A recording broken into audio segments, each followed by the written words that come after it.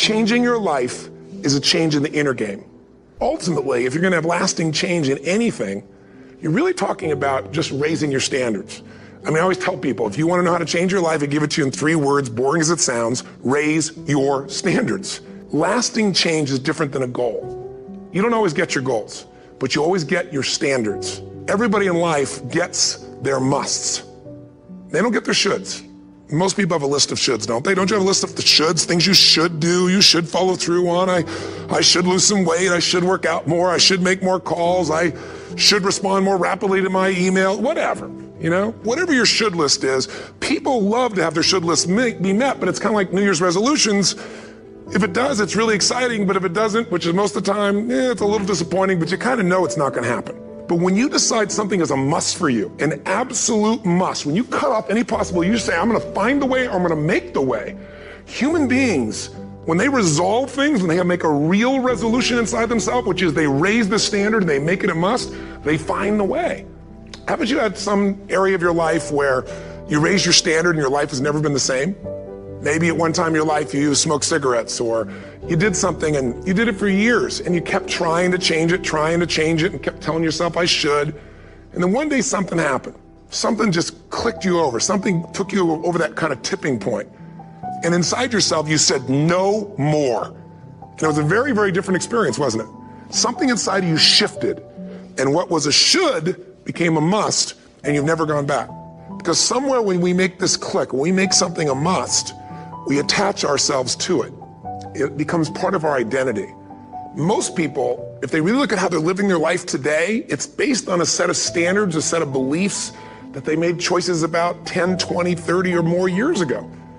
Very often we made decisions in our youth or very young about what to believe, about what we were capable of, about who we are as a person, and that becomes the glass ceiling, if you will, that controls us. Take a look at any place you've got a limitation and ask yourself, when did I decide to accept that limitation? And you may not even see it as a limitation. You might see it as just, that's who I am. But so often in our lives, we've adapted to be a certain way so that we don't fail or so that people will like us or respect us, but it's not necessarily who we are. Joy comes when you're spontaneous. It's really hard to be truly happy when you're not being yourself. And most of us have no clue who we are. And so a big part of my work, if you've ever been to an event, is to get people to do things spontaneously without thinking, because that's when the real you shows up. That's when the energy comes alive. And when you do that, when you start to connect to your true nature, suddenly there's energy available for you to set a higher standard for what you want in your life. So the secret to real happiness is progress. Progress equals happiness. And if we can make progress on a regular basis, we feel alive. And that's why at the beginning of the year, we get this thing like, okay, I can have this fresh start. I could really do what my soul desires. I could expand. I could grow. I could improve. I could change. Or maybe better than change, I could progress. You got to say, I got to take control of this process and not just hope it's going to work out like people do who make a resolution. Think about that. Progress is an aliveness to it, doesn't it? You don't have to work at changing. People say all the time now, well, I'm working on changing. Don't worry about it. You don't have to work on changing. Change is automatic. Your body's going to change whether you want it or not as the years go by. And no matter how hard you work, there's going to be some changes going on there. The economy is going to change no matter what you want it to do. The weather is going to change. Relationships are going to change.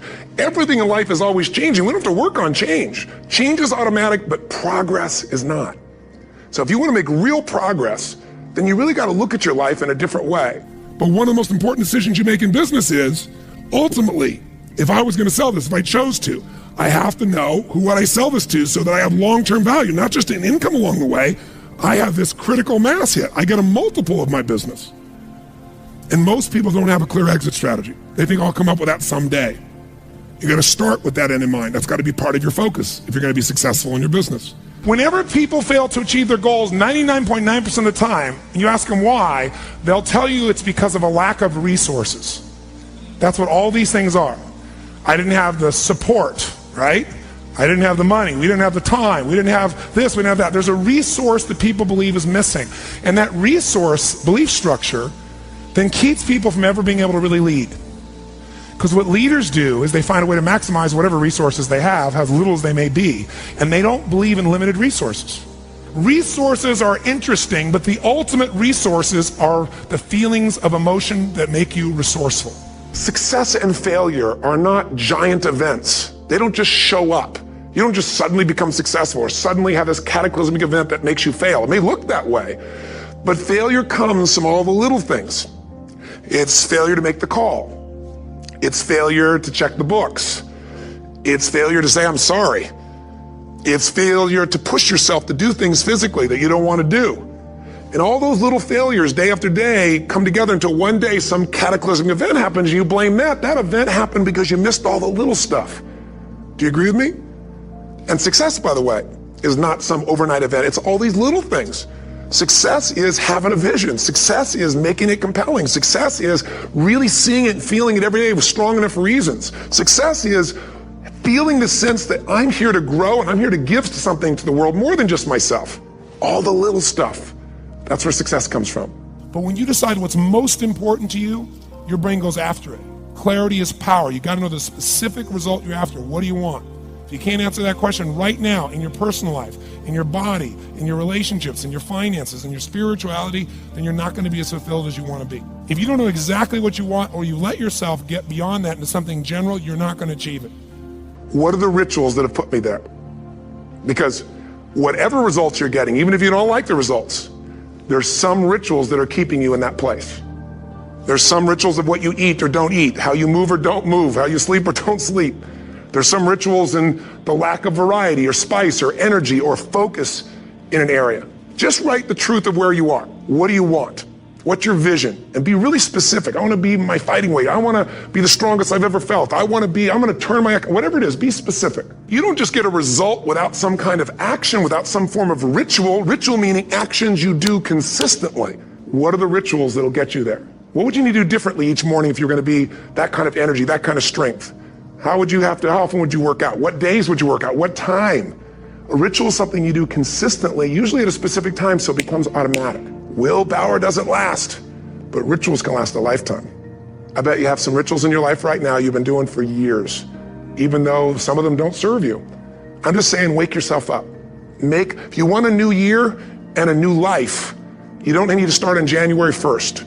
Start today and just begin to see what happens and see how easy it is to just do a few little rituals. Don't do them all, just do 2 or 3 new things. And you know what happens? You'll get momentum. Because once you discipline yourself in one area of your life, you feel yourself doing it in other areas as well. There's always 2 pains in life. There's the pain of discipline or there's the pain of regret. And discipline weighs ounces, as my friend Jim Rohn taught me. Regret weighs tons. You don't want to have regret. So right now, what do you want to change? What's it really like? What are the rituals that got you there? That'll take a little homework. If you're not sure, ask the people around you. They'll tell you what your rituals are. What do I really want in depth? What are the rituals that'll get me there? And then get yourself to start a few of those actions and lock them in place. Here's what I've created for my life, and anyone I know succeeded. I'm a 17-year-old kid from Azusa, California, with no real education other than self-education, with no background, with no money, but I did one thing. I love people. And I had an enormous demand I made upon myself, and I sculpted my mind and my emotions to get me to do whatever it would take to achieve and to contribute. But to do that, I did it by using my body and changing my focus. I did it by putting myself in a peak physiology and using what I call incantations. So starting when I was 17, I started doing incantations, not affirmations. Affirmation, you go, I'm happy, I'm happy, I'm happy, I'm happy, I'm happy. What's the problem? You haven't changed your what? Physiology. If you don't change your physiology, you won't get anything. So an incantation is not only you speak it, but you embody what you're saying with all the intensity you can. And you do it with enough repetitions that it sticks in your head. Like It's a Small World, now the conversation in your head is always the same and it gives you what you want. So you use your body and your voice. I will do something that I still do backstage and have done for 23 years. Because I don't hope I'm going to be in a good state, I demand it. So I do an incantation using my whole body. I'd say, I now command my subconscious mind to direct me in helping as many people as possible alive today to better their lives by giving me the strength, the emotion, the persuasion, the humor, the brevity, whatever it takes to show these people and get these people to change their lives now. Human beings absolutely follow through on who they believe they are. If you define yourself as somebody who is really conservative, you're not going to be crazy and act nuts unless you're really drunk or something, and then you can say it's the alcohol. When it's really just you finally getting permission to be yourself, the alcohol is your excuse. If you're a really crazy person, you act crazy, outrageous, playful. You don't act conservative because that's not who you are.